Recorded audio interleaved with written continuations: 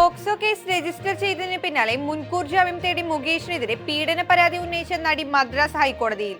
Muvattupuzha police register ചെയ്ത case Tamil Nadu police ഏറ്റെടുക്കാനുള്ള സാധ്യത കണക്കിലെടുത്താണ് നീക്കം. യുവതിയുടെ പരാതിയിൽ തമിഴ്നാട്ടിലേക്ക് അന്വേഷണം വ്യാപിക്കുന്നതിനൊപ്പം നടിയെ ഉടൻ ചോദ്യം ചെയ്യും.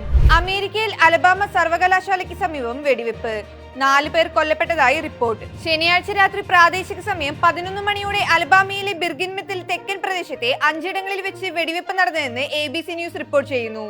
നികുതി തർക്കങ്ങൾ പരിഹരിക്കുന്നത് ലക്ഷ്യമിട്ട് കേന്ദ്ര സർക്കാർ തുടക്കം കുറിക്കുന്ന വിവാദ് സേ വിശ്വാസ് പദ്ധതി ഒക്ടോബർ 1 മുതൽ പ്രാബല്യത്തിൽ വരും.